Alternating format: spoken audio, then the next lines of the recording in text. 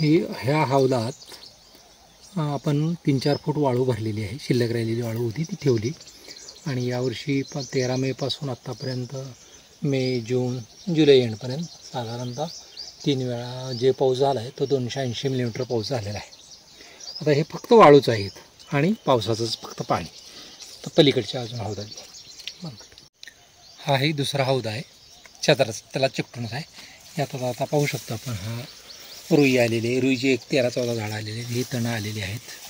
ही उंच काँग्रेस आहे. हे सगळं ह्या दोन्ही हौदातली जी काही वनस्पती सृष्टी आहे ती फक्त आणि फक्त पावसाच्या पाण्यावर आहे. आता आपलं जे आधुनिक कृषी विज्ञान आहे ते काय सांगतं की जमिनीतून पाण्यात विद्राव्य अवस्थेतील आयन्सच्या स्वरूपात मुळीमार्फत वनस्पती अन्न शोषण करते. ह्या एकाच फाउंडेशनवर ही सगळं आधुनिक कृषीशास्त्र उभारलेलं आहे. यात काय होतं आहे, यात मग जमिनीतून पाण्यात विद्राव्य म्हणलं का पाणी आलंच, पाण्याचं महत्त्व आलं. परत आयनच्या मार्फत म्हणजे ते पाण्याचं महत्त्व आलं, त्याच्याबरोबर खताचं महत्त्व आलं, पाण्यात विद्राव्य खताचं महत्त्व आलं. आणि त्यानंतर आणखी महत्त्वाचं आलं मुळीचं महत्त्व वाढलं का मुळीचा विस्तार वगैरे असा अनेक गोष्टी ह्या उभारल्या आहेत. परंतु जर आपण पृथ्वीचा सर्व अभ्यास जे काही लोक करतायत ते सांगतायत की पृथ्वीचं वय 450 कोटी वर्ष आहे. 450 कोटी वर्षानंतर पहिल्यांदा सजीवसृष्टी समुद्रात निर्माण झाली. नंतर समुद्रात काही शेवाळ निर्माण झालं आणि ते समुद्रातून शेवाळ जमिनीवर लाटाच्या महिन्यामुळे जमिनीवर आलं. मग जमिनीवर जी पहिली काही वनस्पती सृष्टी वाढली त्याला मुळीच नव्हती.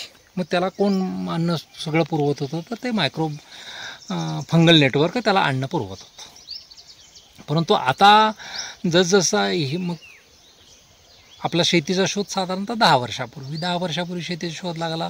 ते निसर्गातला बघूनच लागला. 10,000 वर्षापूर्वी शेतीचा शोध लागला. त्यानंतर मग आपण ते काही निसर्गाचीच कॉपी करत होतो. परंतु हळूहळू मग पाणी द्यायला आलं, पुढे जाऊन खतं निर्माण झाली, हे झालं. आणि आता मात्र आपण म्हणतो की वनस्पतीला पाण्यातून विद्राव्य अवस्थेतील आयन्सच्या स्वरूपात अन्न उचलतं. आता यात आयन्सच्या स्वरूपात आपण जेव्हा म्हणतो त्याच्या वेळेस आता आपण आधुनिक शेतीत आता आम्ही द्राक्षात वगैरे अनुभवलेलं आहे की कीटकनाशकाचं, बुरशीनाशकाचं आपण ड्रेंचिंग करतो. ते तर मॉलिक्यूल असतो, म्हणजे वनस्पती मॉलिक्यूलसुद्धा आणि त्याचा रिझल्ट दिसतो. म्हणजे जर कीटकनाशक ड्रेंचिंग केलं तर तुम्ही त्या वनस्पतीत ते कीटकनाशक त्याच्या शरीरात गेले असे ते किडीला प्रतिरोध करतं. की बुरशी असेल तर बुरशीनाशक बुरशीला विरोध करतं. म्हणजे वनस्पती जमिनीतून मॉलिक्यूलसुद्धा स्वीकारतात. इथपर्यंत आता आपल्याला मान्य करावं लागेल. परंतु आता जेम्स व्हाईट सारखे शास्त्रज्ञ काय सांगताहेत, ते सांगताहेत की जमिनीतून पाण्यात विद्राव्य अवस्थेतील आयन्सच्या मार्फत शोषण करणे, वनस्पतीचं जे काही पोषण चालतं हे अपवादात्मक स्थिती आहे. फक्त 5% स्थिती, 5% वेळा म्हणजे एकंदरीत जे काही शोषण असेल त्यातलं साधारणतः 5% शोषण ही ह्या पद्धतीनं होऊ शकतं. मग बाकीचं जे काही शोषण राहिलेले 95% आहे ते म्हणतायत की फंगल एंडोफाइट्स, बॅक्टेरियल एंडोफाइट्स या स्वरूपातच हे वनस्पती घेतात. तर जेम्स व्हाईट म्हणतायत की जमिनीतील एंडोफाइट्स, बॅक्टेरियल एंडोफाइट्स, फंगल एंडोफाइट्स या स्वरूपातच जमिनीतून अन्नद्रव्ये वनस्पती घेत असतात. आता आपण इथं ह्या हौदातल्या वाळूत पाहू शकतो, म्हणजे आपल्या समोरच पुरावा आहे की इथं वाळूत तर वॉटर सोल्युबल न्यूट्रिशन असायचं काही कारण नाही आहे. पावसाचं पाणी आहे, पावसाच्या पाण्यात नायट्रोजन सोडलं तर बाकीचं काही नसतंच. मग तरीही बाकीकडं सर्वत्र ज्या पद्धतीची गवतं वाढलेली आहेत त्याच पद्धतीची गवतं वाढलेली आहेत. बरं, ह्यात जेव्हा आता ही 300 मिलीमीटर पाऊस साधारणतः एक 8-10 वेळा पडला असेल. 8-10 वेळा पडला तर वाळूच 3-3.5 फूट उंचीपर्यंत वाळू आहे. म्हणजे जर जो काही पाऊस पडला तो पाऊस पडल्यानंतर लगेचच त्या दरम्यान तो लगेच खाली गेला ओलतीची म्हणजे पाणी. मग वाळूत पाणी किती राहणार? खाली तळाशी राहू शकतं, पण वरच्या लेवलला ते पाणी आहे असं काही म्हणता येणार नाही. आणि ह्याच्यामुळे मला नाही वाटत की 3.5 फूटपर्यंत खाली गोल गेले असतील. फार तर आपण उपडून बघू शकतो. आणि मग ह्याला न्यूट्रिशन कुठलं मिळालं किंवा ह्याला पाणी कुठून मिळालं. ज्यावेळेस आता मध्यंतरी साधारणतः 1 महिनाभर पावसाचा खंड होता. बाहेर जमिनीवर उगवणारी जी काही तणं वगैरे वनस्पतीसृष्टी होती ती थोडीशी सुकल्यासारखी दिसत होती, परंतु यातील जी काही वनस्पतीसृष्टी आहे ती मात्र सुकल्यासारखी दिसत नव्हती. मग माझं स्वतःचं जे काही म्हणजे वेगवेगळे अभ्यास रिसर्च वाचल्यानंतर अनुभवानंतर माझं मत असं बनलेलं आहे की मगाशी जसं सांगितलं की 5% फक्त पाण्यात विद्राव्य अवस्थेतील न्यूट्रिशन घेणे हा वनस्पतीचा नियम आहे. बाकी 95% हे ते सजीव अन्नच घेतं, बॅक्टेरियल एंडोफाइट्स, फंगल एंडोफाइट्स या स्वरूपात. आणि ते अन्न घेण्यासाठी मग पाण्याची गरज नाही आहे पहिली गोष्ट. आणि जेव्हा वनस्पती फक्त आणि फक्त पावसाचं पाणीच स्वीकारते त्यावेळेस त्याच्या शरीरातला जो काही इलेक्ट्रोलाइट बॅलन्स आहे तो अशा पद्धतीनं असतो की त्याला अत्यंत कमीत कमी पाण्याची गरज असते. आणि कोणत्याही अवस्थेत म्हणजे मी तर म्हणत असतो की पावसाचं पाणी म्हणजे फक्त अमृत पिलेली ही जी काही वनस्पती आहे ती सहजासहजी कुठल्याही ॲडव्हर्स कंडिशनला बळी पडत नाही. ती अमृत पिल्यासारखी अमर असते. आता ही काही तणं ह्यातली आता रुई वगैरे बहुवार्षिक आहेत, बघूच आपण पुढं काय होतं. परंतु बाकीची तणं वार्षिक असतील ती मरतील कदाचित. परंतु आज इथल्या कुठल्याही तणातल्या ह्या इथे जे काही वनस्पतीसृष्टी आहे त्यातल्या कुठल्याही पद्धतीची कोणतीही डिफिशियन्सी काहीही जाणवत नाही आहे आणि ती व्यवस्थित पद्धतीनं चालू आहे. त्यामुळं परंतु मग आता मगाशी म्हणलं मी की जसं जमिनीवर जी काही तणं उगवली ती सुकल्यासारखी दिसत होती. तर तसं का होतं आहे मग? तर अजूनही आता आम्ही 15 वर्ष झालं इथं कुठलंही खत द्यायचं म्हणजे बंद केलेलं आहे, पण 15 वर्षापूर्वी दिलेले आहेत. पण जरी खत बंद केलं तर आपले कुठेतरी उकराउकरी असते, कुठेतरी दगड फुटत असतो काहीतरी. हे जे काही सगळं आपल्या कृती असतात त्या कृती ह्या जमिनीतील घटकांचं विदरिंग म्हणजे त्याचं डिकम्पोजिशन होतं. अगदी डिकम्पोजिशन ऑर्गॅनिक मॅटर होतं जसं होतं तसं नाही, पण त्याला म्हणजे दगडाची भुकटी होणे वगैरे अशा आणि अशा स्वरूपात त्या मातीची त्याच्यातून त्याला वनस्पतीला जे काही पोषण लागतं ते पाण्यात विद्राव्य अवस्थेतील आयन्स मिळतात. आणि मग ते मिळाल्यानंतर त्याच्या शरीरातला जो काही इलेक्ट्रोलाइट बॅलन्स बदलतो त्यामुळं त्याची पाण्याची गरज थोडी जादा होती. आता आपण हे बऱ्याचदा अनुभवलेलं आहे की आपण उन्हाळा असेल तर आपण रोज जर 2 लिटर पाणी पित असेल तर एखाद दिवशी आपण जर जास्त मसालेदार किंवा गोड पुरणपोळी खाल्ली तर आपल्याला त्या दिवशी पाण्याची गरज वाढते. मग का होतं तसं? बाकीच्या कंडिशन सगळ्या सेम असतानाच का होतं तर ते तुमच्या शरीरातला इलेक्ट्रोलाइट जो काय बॅलन्स असतो तो थोडासा बदलतो, त्यामुळे तुम्हाला पाण्याची गरज वाढते. तसं आपण हेही पूर्वी अनुभवलेलं आहे किंवा आपणही कुणीही अनुभवू शकतं की तुम्ही रासायनिक खतं तुमच्या पिकाला दिली का त्याची पाण्याची गरज वाढते, कारण तो इलेक्ट्रोलाइट बॅलन्स मेंटेन करावा लागतो. मग इथं मात्र पावसाच्या पाण्यावर जे काय आहे त्यामुळं तो इलेक्ट्रोलाइट बॅलन्स बिघडणे हा विषयच नाही. ह्याला जवळजवळ 100% म्हणलं तरी किंवा 95% तर जे काही न्यूट्रिशन मिळणार आहे त्याला जे काही पोषण मिळणार आहे ते पोषण हे बॅक्टेरियल एंडोफाइट्स, फंगल एंडोफाइट्स याच्यामार्फतच मिळणार ना. थोडीफार आता माती नदीच्या आणून टाकताना वाळू ते थोडंफार त्यात का माती असेल, थोडाफार काडी कचरा असेल त्यातनं थोडंफार मिळालं असेल, नाही असं नाही. परंतु बाकीचं पोषण हे नक्कीच ह्या इथल्या वनस्पतीसृष्टीला हे अशा एंडोफाइट्सच्या स्वरूपात मिळाल्यामुळं आणि फक्त पावसाचं पाणी मिळाल्यामुळं ती अत्यंत म्हणजे प्रतिकूल अवस्थेतसुद्धा ती व्यवस्थित राहते आणि ती जगते. आता आपण जेव्हा माझ्या स्वतःच्या शेतात मी हे इतकं सांगत असताना ज्यावेळेस गेल्या वर्षी मी आंब्याचं पाणी साधारणतः 10 दिवसातून 30 लिटर असं पाणी दिलं मोठ्या झाडांना, तेव्हा माझ्याकडे मोठी झाडंसुद्धा वाळताना दिसली. मग आता इकडं थेरी मी सांगतोय की पाणी लागतच नाही, पावसाच्या पाण्यावर सगळं चालतं आहे आणि तिथं मात्र अगदी मोठी झाडंसुद्धा पाणी देऊन कमी केल्यानंतरसुद्धा त्याचे दुष्परिणाम दिसत आहेत मोठे. मग असं का होतं आहे? तर त्याचं कारण हेच आहे की मगाशी मी जसं म्हणालो की ज्यावेळेस आपण इतक्या काही कृत्या केलेल्या आहेत. आता ती जरी झाडं असतील माझ्याकडं जी मोठी आंब्याची झाडं आहेत तर त्या आंब्याच्या झाडांना मी सुरुवातीच्या आता गेले 3-4 वर्ष त्याला पाणी कमी करत म्हणजे फेब्रुवारी टू फेब्रुवारीत पाणी चालू करायचो आणि पहिला पाऊस पडेपर्यंत जूनपर्यंत आपण पाणी द्यायचो. पण ते सुद्धा जे काही पाणी द्यायचो ते पाणी भरपूर द्यायचो आपण, ड्रिपनं जरी असलं तरी. त्यामुळं त्या आणि पूर्वी टाकलेली खतं असतील, काही पाण्यात आलेलं काही न्यूट्रिशन असेल, याच्यामुळे त्या झाडांची वाढ मोठ्या प्रमाणात झाली. आंब्याच्या झाडाची वाढ मोठ्या प्रमाणात झाली आणि त्याच्या शरीरात असं काही पाण्यातून गेलेलं, जमिनीत पूर्वीचं उपलब्ध असणारं जे काय असे इलेक्ट्रोलाइट जास्त त्याची फुफसी वाढ झाली म्हणा, आणि त्यामुळं त्याला पाणी कमी करायला लागलो तरीसुद्धा त्याला अडचणी आल्या. आता यातून आता खरं तर हा जो काही प्रयोग आहे तो लगेच आपल्याला शेतीत वापरता येतो का, हे जे काही निरीक्षण आहे तर सहजासहजी आपल्याला वापरता येत नाही, कारण त्याचे लगेच दुष्परिणाम दिसतात. परंतु याच्यातून आपण एवढं तर नक्की घेऊ शकतो की आपल्याला जे वाटतं आहे की बाबा पाणी देणं म्हणजे पाणी देणं फार महत्त्वाचं आहे, मुळी फार महत्त्वाची आहे, न्यूट्रिशन आपण वरून देणं हे फार महत्त्वाचं आहे, तर त्याचं फार रोल नाही. त्याच्याशिवाय जर आयडियल कंडिशनमध्ये फक्त पावसाच्या पाण्यावर हे सगळं वनस्पतीसृष्टी उत्तम पद्धतीनं काम करते. हा पूर्वी लाखो करोडो वर्ष ह्या पद्धतीनं चाललेलं आहे. 450 कोटी पृथ्वीचं वय असतानाच हे सगळं सृष्टीचं सृजन हे मानवी हस्तक्षेपाशिवाय किंवा मानवी जन्माशिवाय, मानवाचा जन्मच 1 लाख वर्षापूर्वीचा आहे आणि शेतीचं शोध तर 10,000 वर्षापूर्वीचा आहे. त्यामुळे हे आपोआप होतच होतं. आपल्याला हळूहळू ह्या सगळ्या आपले डिस्टर्बन्स कमी करत करत आपल्याला त्या नैसर्गिक पद्धतीत स्वयंपूर्ण, स्वयंपोषी, स्वयंविकासी शेती पद्धतीकडं जायचा प्रयत्न करता आला. ती दिशा जरी पकडता आली तरी त्याचा उपयोग झाला असं म्हणायला काय हरकत नाही. सुरुवातीला जे मी म्हटलं की पाण्यात विद्राव्य अवस्थेतील आयन्स मुळीच्या मार्फत वनस्पती घेते, हा फक्त 5% त्याच्या पोषणाचा प्रकार आहे. बाकीचा 95% हा वेगळाच आहे. आता मी असं का म्हणतो आहे तर बघा, निसर्गाचा प्रयत्न काय आहे. पावसाचं जे काही पाणी आहे, पावसाचं पाणी जमिनीवर पडलं. आता नैसर्गाला अपेक्षित सिंचन जमिनीला कुठल्याही पद्धतीचं हे फक्त पावसाचंच आहे. आणि मग त्यानं पावसाळा केला आहे, हिवाळा केला आहे आणि उन्हाळा केला आहे.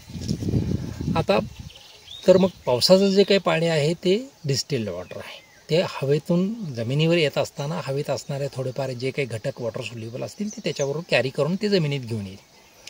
म्हणजे त्यात बराचसा फार तर नायट्रोजन असेल, आणखी थोडंफार काहीतरी असेल, कार्बन वगैरे. मग ते जेव्हा असं क्षारमुक्त पाणी आपल्या जमिनीवर पडतं त्यावेळेस तुमच्या जमिनीत असणारे जे काही वॉटर सोल्युबल क्षार आहेत किंवा आयन्स आहे, ते आयन्स निसर्ग काय प्रयत्न करतोय तर तो एकतर ते पाणी ग्राउंड वॉटरला जाते, म्हणजे खाली जाते, खाली जाते, आणि किंवा जास्त पाऊस झाला तर ते वाहून नदीतनं समुद्राला जाते, म्हणजे समुद्रात ते नेऊन टाकतोय किंवा ग्राउंड वॉटरला नेऊन टाकतो. म्हणजे निसर्गाचा प्रयत्न काय आहे की तुमच्या जमिनीत असणारे पाण्यात विद्राव्य अवस्थेतील जे काही घटक आहे ते तुमच्या जमिनीतून दूर करणे. मग आपण कुठलंही पाणी जेव्हा सिंचन करायचं म्हणतो, म्हणजे निसर्गाचा प्रयत्न सिंचनाचा हाच आहे की त्याला तिथं न्यूट्रिशन म्हणजे वॉटर सोल्युबल न्यूट्रिशन कमी करायचं. परंतु आपण जेव्हा कुठलंही पाणी वापरायचा प्रयत्न करतो, मग ते नदीचं असो, बोरचं असो, आपण पाहतो की तिथं मोठ्या प्रमाणात त्याच्यात क्षार आहेत. त्याचा आमच्या बोरच्या पाण्याचा TDS तर 2000 आहे. आणि मग ते निसर्गविरोधी कृत्य होतं आणि त्यामुळं मग तिथं ते सगळी ती काही वनस्पती सृष्टीला अनेक प्रॉब्लेम निर्माण होतात. आपण नेहमी असं म्हणतो की सुपीक जमिनीत चांगलं पीक वाढतं, चांगलं येतं. परंतु जर अगदी व्यवस्थित शांतपणे विचार केला तर या पृथ्वीवर फक्त सूर्यप्रकाशाची एनर्जी येते आहे. आणि कुठलीही जमीन थोडीफार उकरल्यानंतर आपल्याला खाली त्याचा मूळ पेरेंट रॉक जो असतो तो रॉक सापडतो. मुरुम असतील, दगडं असतील, खाली जायचं तसं. म्हणजे एकेकोणी काळी पृथ्वीवर सुद्धा सर्वत्र दगडाचंच होते. मग हे आज जे एवढी मोठ्या प्रमाणात माती सापडते ती कुणी सापडली, कुणी तयार केली. तर आता हे जे काही अभ्यास सगळा सांगतोय की वनस्पती सृष्टी फोटोसिंथेसिस करून जे काही लिक्विड कार्बन बनवते त्या लिक्विड कार्बनपैकी 50% पर्यंतचा कार्बन हा जमिनीतल्या सजीवसृष्टीसाठी सोडला जातो. आणि ती सजीवसृष्टी मग ह्या जमिनीत असणाऱ्या पेरेंट रॉकपासून त्यातनं काही न्यूट्रिशनल घटक, म्हणजे कुठल्याही सजीवाची जाळल्यानंतर जी काही राख राहते ती राख म्हणजे त्याने जमिनीतनं घेतलेला पार्ट आहे, तर तो त्याच्या शरीरात असतो आणि त्यामुळे म्हणजे त्याचं तशा परंतु आणि हा जो काही सगळा मग बायोमास हे ते असतो, याच्या सगळ्याचं कुजन डिकम्पोजिशन होताना त्याच्यापासून माती बनत जाते. त्यामुळं वनस्पती सृष्टी मातीसुद्धा तयार करते. आणि मग जर आयडियल कंडिशन्स असतील सगळ्या, तर ते सांगतायत सायंटिस्ट की वनस्पती आणखी 5 पट फोटोसिंथेसिस करू शकतात आणि त्यातील 2-2.5 पट फोटोसिंथेसिसचा लिक्विड कार्बन हा जमिनीत सोडला जातो. त्यामुळे जमीन सुपीक होत जाते आणि त्याच वेळेस वनस्पतीसुद्धा 2 ते 3 पट जादा उत्पादन येऊ शकतं. कारण ह्या सगळा हार्वेस्टिंग द सन सोडलं तर ह्या पृथ्वीवरचं दुसरं कुठलाही एनर्जी सोर्स नाही आहे. हाच एक आपल्या सगळ्या सजीव सृष्टीला वापरता येणारा एनर्जी सोर्स आहे. आपण कुठलीही एनर्जी अणुऊर्जा वगैरे सोडलं तर बाकीचा पेट्रोल असेल, डिझेल असेल किंवा जे काही करतो ज्वलन, ते सगळं हे सूर्यप्रकाशाची वेगवेगळी रूपं आहेत. त्यामुळं आणि मग ज्यावेळेस हे वनस्पतीला मुळी वाढवून मुळीच्या मार्फत जमिनीतून अन्नद्रव्य घेणं हे खरं तर महागडं आहे. मुळी बनवण्यासाठी खूप एनर्जी लागते एक, आणि मुळीची इफिशियन्सी जी आहे, मुळीचा जो साईज आहे त्याला पाणी जमिनीतून घेण्याला फार मर्यादा आहेत. परंतु त्याच वेळेस मागाशी मी म्हणलो तसं किंवा सुजान सिमरन यांचा जो काही रिसर्च सांगतो की fungal network world wide web असं काहीतरी म्हणता येते. तर ते जे काही स्ट्रक्चर आहे ते स्ट्रक्चर तुमच्या जमिनीत असणारं अगदी बारीक कणाभोवती असणारं मॉलिक्युलर लेवलला असणारं पाणीसुद्धा तुमच्या पिकाला उपलब्ध करतात आणि ते पाणी उपलब्ध करतात तुमच्या पिकाला. त्यामुळं कधीच त्या पिकांना पाण्याची कमतरता जाणवत नाही. आता पहिला जो आपला मगाशी मी म्हणलो की आधुनिक शेतीचा जो म्हणजे नियम आहे की जमिनीतून पाण्यात विद्राव्य अवस्थेतील मॉलिक्युल आयन्स वनस्पती सृष्टी शोषून घेते. आता जेव्हा भरपूर पाऊस होतो त्यावेळेस काय होतं, तर त्यावेळेस हा नियम लागणार नाही, किंवा ज्यावेळेस पाणी नसतं, जमीन पूर्ण कोरडी होते, त्याही वेळेस वनस्पती सृष्टी, या दोन्ही वेळेस वनस्पती सृष्टी जिवंत असते. मग ती कशी काय असते, आता ज्यावेळेस पाण्यातच बुडतं सगळं वनस्पती, जमीन पूर्ण, जमिनीवर पाणी फुटभर साठलं आहे, 2 फूट साठलं आहे, अशी अवस्था असते पावसाळ्यात. मग त्यावेळेस अडचण काय आहे, तर मुळीला सुद्धा ऑक्सिजन लागतो. त्यामुळे तो ऑक्सिजन सहजासहजी मिळणार नाही, म्हणून मग ते वनस्पती सृष्टीला किंवा तिथं जे काही वॉटर सोल्युबल न्यूट्रिशन असतील ते सगळी न्यूट्रिशन धुवून जाईल. त्यामुळे ह्या स्थितीत त्याचं पोषण होतं का, तर होऊ शकत नाही. किंवा पाणीच नाही आहे, पाणी नसेल तर पाण्यात विद्राव्य अवस्थेतील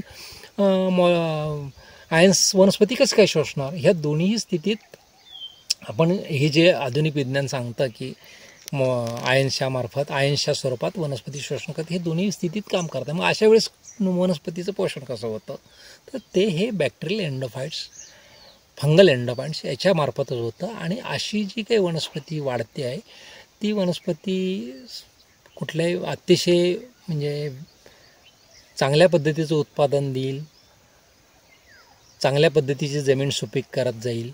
आता ही हौदातला जो काय हा प्रयोग आहे, योगायोगानं झालेला प्रयोग आहे. आपण बघू आता आणखी पुढच्या महिन्यात काय होतं आहे, त्याच्या पुढच्या महिन्यात काय होतं आहे. आणि त्या वेळेस आता जी काही ह्या सध्या जी काही वनस्पती सृष्टी आहे जिवंत, ती वनस्पती सृष्टी जर ड्राय केली आणि त्याला जर आपण पेटवून दिलं, तर जी काही राख उरेल ती म्हणजे ह्या वाळूतलं न्यूट्रिशन त्या वनस्पतीत वॉटर सोल्युबल होऊन गेलं. आता वाळूतलं न्यूट्रिशन वॉटर सोल्युबल अवस्थेत वनस्पतीला मिळतं, हे इतकं सोपं आहे का. वाळू कशी काय वाळूत मग कसं काय मिळू शकतं आपल्याला, जेव्हा आपण मग वाळूतनं मिळू शकतं, तर जमिनीत तर किती आहे, तरी आपल्याला खतं टाकण्याची गरज पडते. इथं मात्र तसं काही नाही. का नाही होत ते तसं होतं आहे, तर इथं ते एंडोफाइट्स जी निसर्गाची सजीव यंत्रणा आहे, ती सजीव यंत्रणा इथं कामाला लागलेली आहे. आता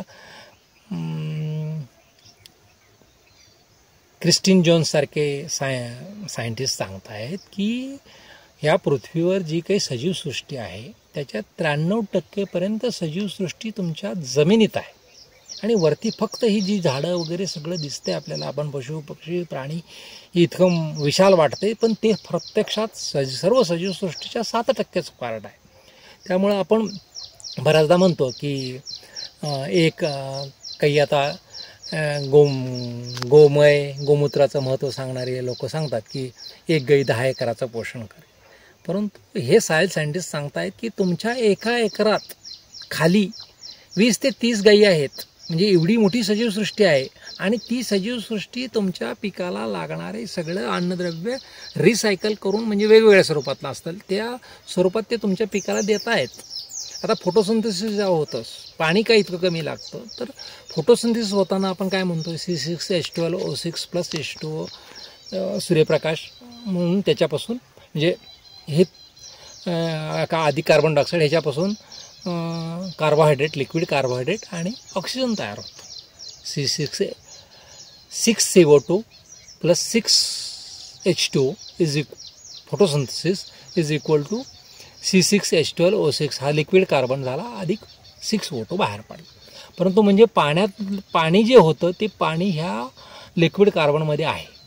मग ज्यावेळेस असा कुठलाही ऑर्गॅनिक मॅटर हा डिकम्पोज होतो किंवा कुठल्याही वनस्पतीला, कुठल्याही बॅक्टेरियाला, अशा सजीवसृष्टीला उपलब्ध होतो, खाल्ला जातो, तर त्यातील ते जेव्हा परत डिकम्पोज होऊन वनस्पतीला मिळायची वेळ येते त्यावेळेस त्यातील पाणी त्याला उपलब्ध होते. त्यामुळं असं बॅक्टेरियल किंवा फंगल एंडोफाईटच्या मार्फत जे काही वनस्पतीचं शोषण होतं त्यावेळेस त्याला पाण्याची गरज नाही, कारण त्या पदार्थात असा हा C6H12O6 मध्ये असणारं पाणी ते वनस्पतीला उपलब्ध होतं.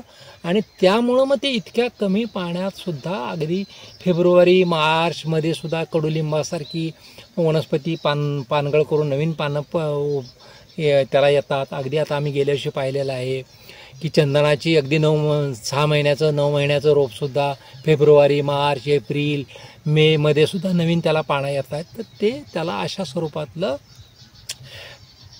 बॅक्टेरियल किंवा फंगल एंडोफाईटच्या स्वरूपातलं अन्न उपलब्ध होतं. तेव्हा त्याला लौकिक अर्थानं आपण ज्याला सिंचन म्हणतो त्या सिंचनाची गरज नाही.